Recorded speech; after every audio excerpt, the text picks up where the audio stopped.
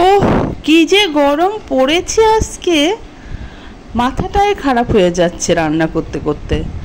রান্নাঘরে যে এত গরম লাগে, একদম ঘেমে নিয়ে শেষ হয়ে গেলাম। তরকারিটা যে কখন রান্না হবে একটু ঘরে গিয়ে রেস্ট নেব। বৌমা? জি আম্মা, বলুন। তরকারিতে একটু তেল কম করে দিও, আর আদা রসুন একটু কম করে দিও। আমরা আবার মশলা একটু কম খাই তো। আসছেন আম্মা যান। এখন গরম যতটা বেশি লাগছিল, ওনার কথা শুনে আরও মাথা গরম হয়ে যাচ্ছে। এখন কি যে করবো আর কি যে না করবো এখন আর ভেবে পাচ্ছি না। আম্মা, রান্না তো শেষ হয়ে গেছে, একটু লবণটা চেখে দেখে বলুন তো সব ঠিক আছে কি না।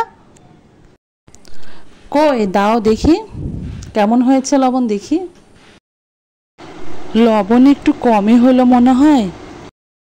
লবণ একটু কম কমই লাগছে, আর রসুনটা মনে হয় একটু বেশি দিয়েছে, তাই না? আমরা আবার মাছে রসুন খাই না, রসুন একটু কম দেওয়াই ভালো, গন্ধ লাগে আমার। রান্না করতে গিয়ে কখন যে কে দিয়ে ফেলি আম্মা, বুঝতে পারি না। সব মশলাই তো দেয়া লাগে জানি, ওই জন্য দিই।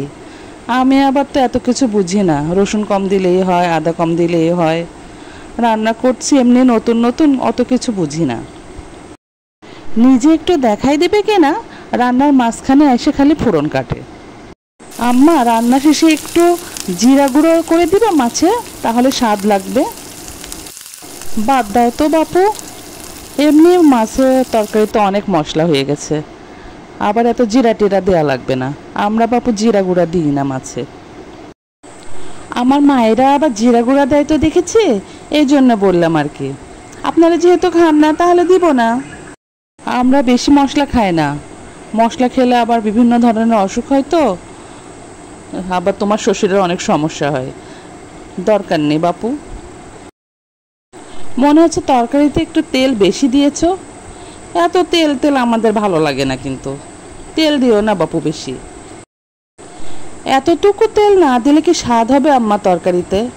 যেমন মশলা তেমনই তো স্বাদ নাকি? মশলা কম হলে কখনো তরকারি স্বাদ হয়?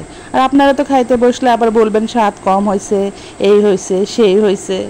তাহলে সব দিকে হইলে হয়, যে কোনো একদিক বাঁচতে হয়।